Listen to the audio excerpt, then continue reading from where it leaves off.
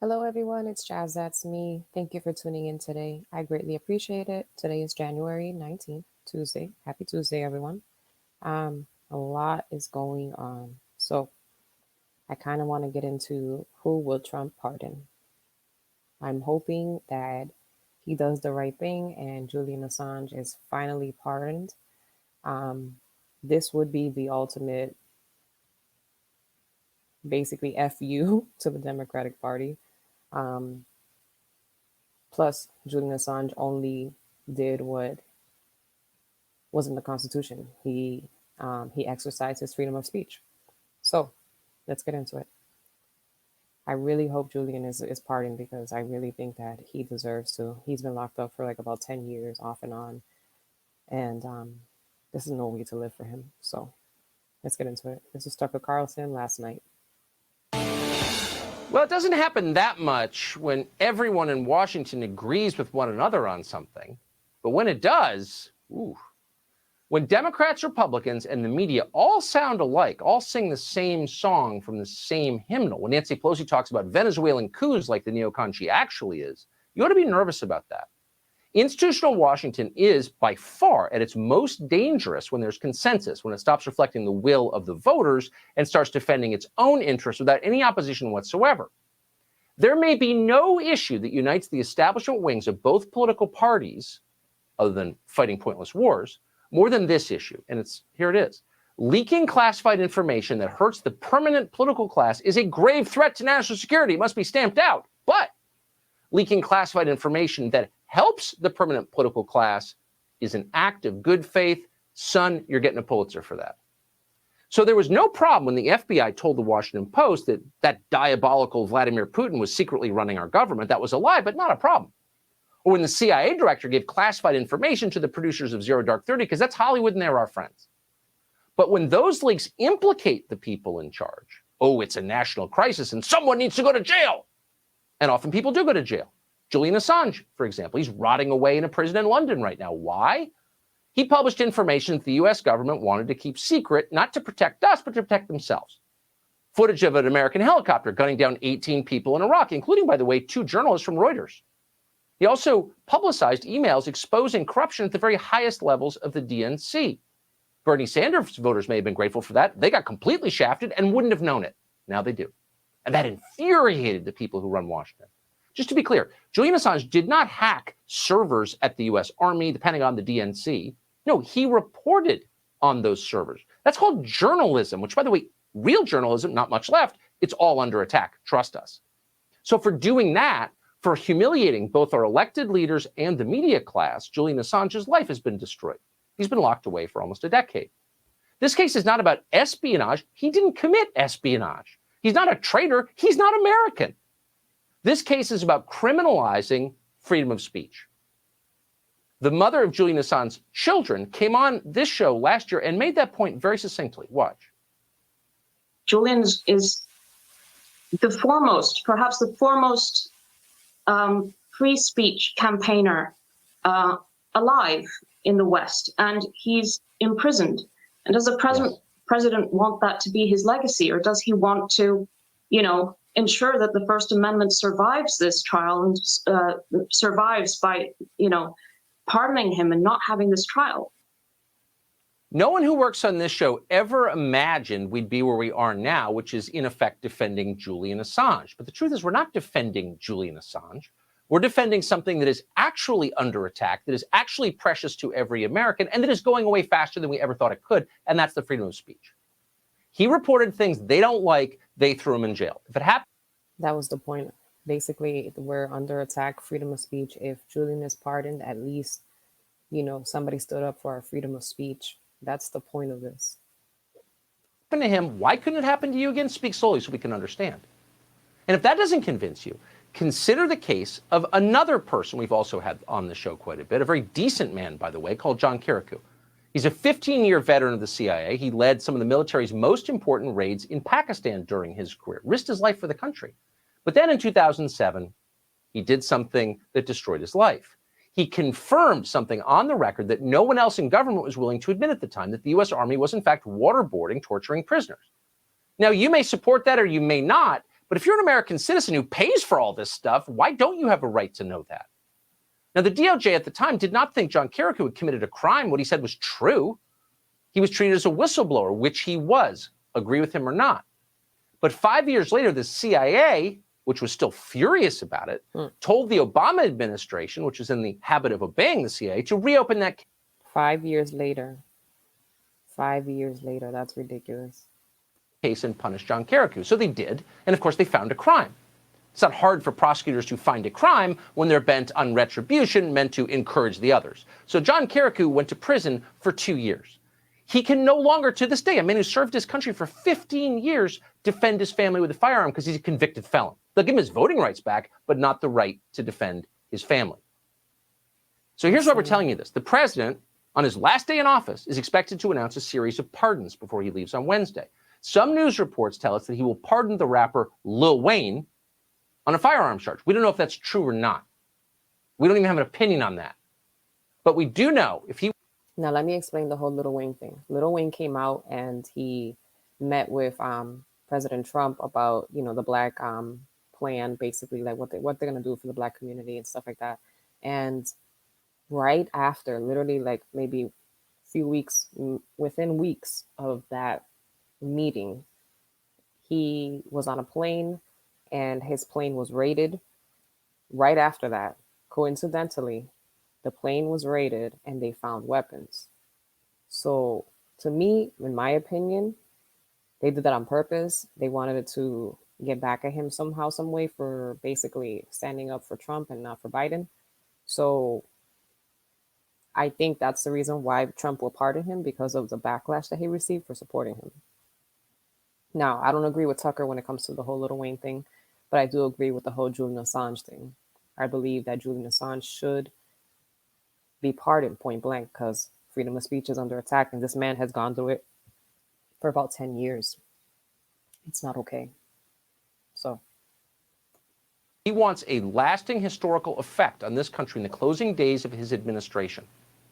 He can achieve a major victory for the principles that this country was founded on and that make it a good place to live.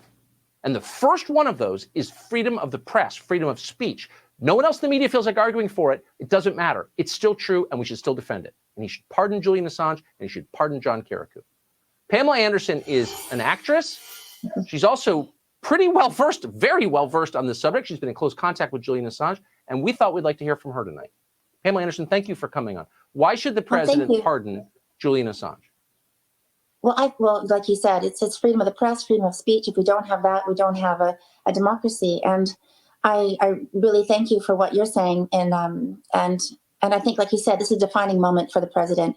The entire world wants him to pardon, or most of the world wants him to pardon Julian Assange. This would mean, this is why he's president. This is, I think, the defining moment. This is his time to shine, to really make an impression on the world that this was freedom of speech. Because if this goes to trial, that's the end of the First Amendment.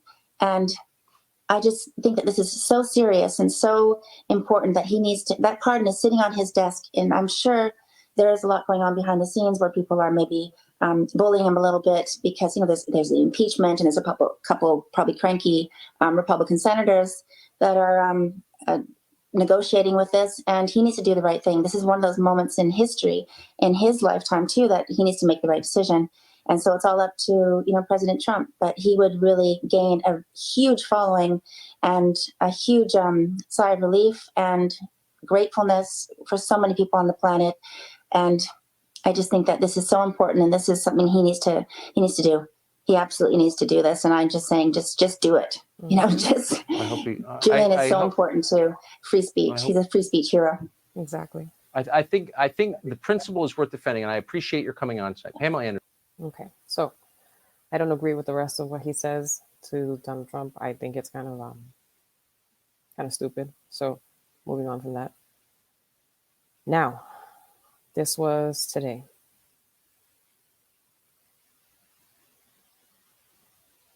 We are building the biggest Islamic center in the biggest city in the world.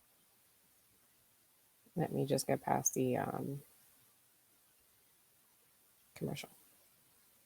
Good morning and welcome to Fox and Friends, where we start with a Fox News alert. This morning, the nation's capital is on high alert ahead of tomorrow's inauguration. That's right. As we've been detailing the last couple of days, the Pentagon has deployed hundreds of active duty troops to join security efforts with the National Guard, Secret Service, FBI, local police, and of course, the Capitol Police. Griff Jenkins is live in Washington with the potential threats. Griff.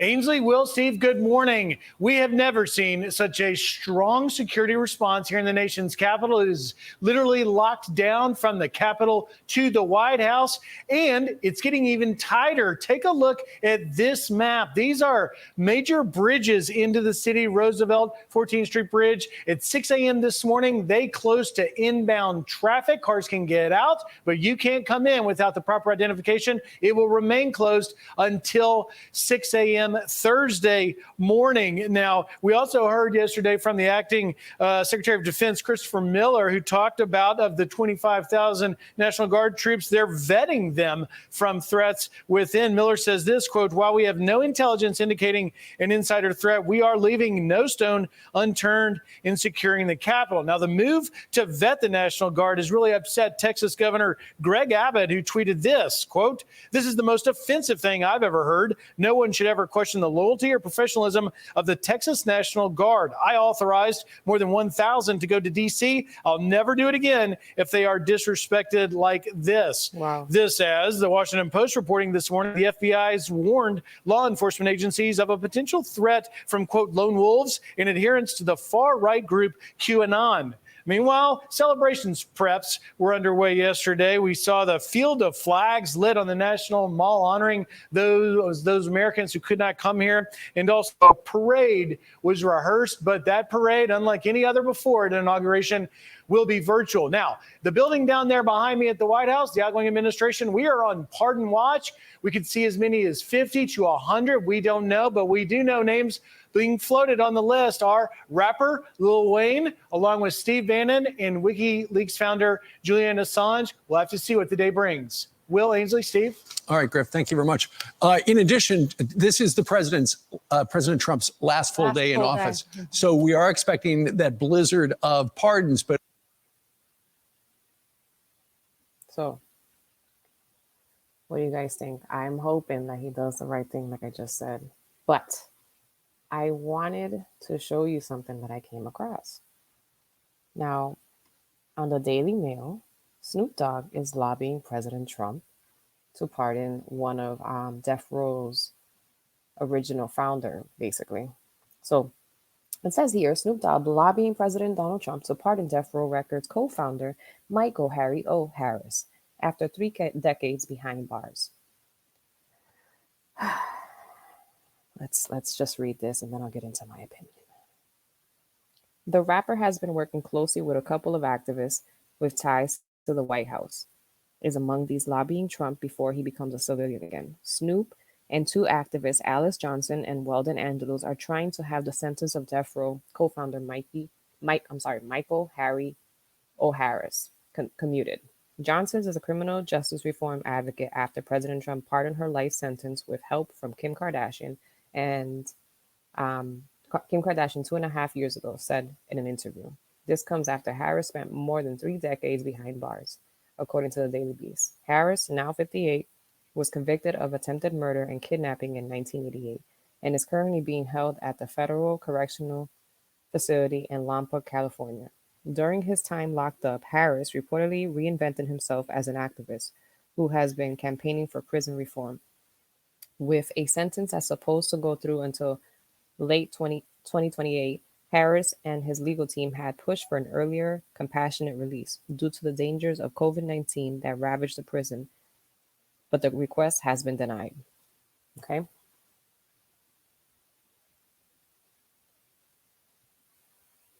So I guess this is Harris right here, and this is Snoop. As the United States prepared to usher in Joe Biden as the 46th president, the current commander-in-chief has been spending some of his remaining time in office looking over a list of people to potentially pardon or commute their sentences. Hip-hop legend Snoop Dogg, who has been working closely with a couple of activists with ties to the White House, is among the lobbying U.S. President Donald Trump before he becomes a civilian again.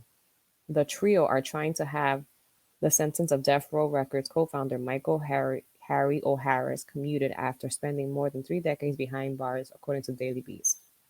Harris, now 58, was convicted of attempted murder and kidnapping in 1988 and is currently being held at a federal correctional facility in Lompoc, California. During his time locked up, Harris reportedly reinvented himself as an activist. Okay. So with a sentence that's supposed to go through until late 2028, okay, we already read this.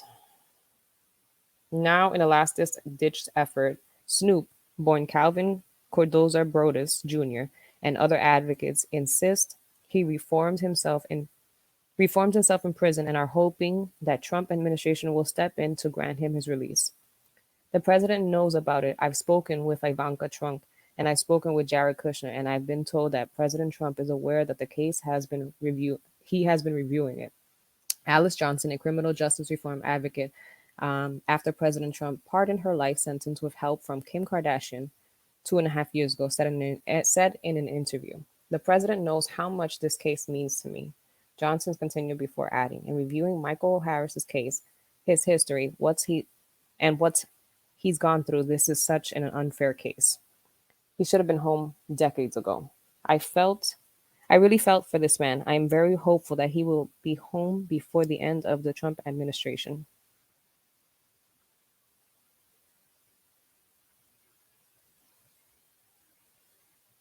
Now it says right here, Weldon Angelos, another former prisoner pardoned by Trump, brought the case to the attention of Johnson after discussing it with Snoop Dogg. All three of them then reviewed it together during a conference call where the rapper described Harris as a pillar of the community. Snoop's push for Harris doesn't come without a potential snafu, considering just 2 years ago, he clashed with President Trump over a music video where Snoop shot a fake gun at a clown that resembled Trump. Now, see, this is the thing that drives me insane. Like, you are fake as hell, Snoop. Like, I am so sorry. Like, this is what bothers me about people, is that it's convenient for him right now to be nice to Trump, to be, asking Trump for a favor. But 2 years ago, you were shooting a clown that looked like him. Really? I get that we, even me, I've had my times that I was uninformed and I didn't know about Trump and what he was all about. And I still wouldn't have done something like this. I think it's ridiculous that now, when it's convenient for you, Snoop Dogg, now you're asking for a favor, which I think is BS. Not that Michael doesn't deserve it, but I think you should not be asking for this. Keep it moving. You're something else.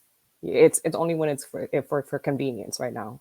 So, can you imagine what the outcry would be if Snoop Dogg, failing career and all, had aimed and fired a gun at at President Obama? Jail time, Trump wrote on his since deleted Twitter account. Look at that.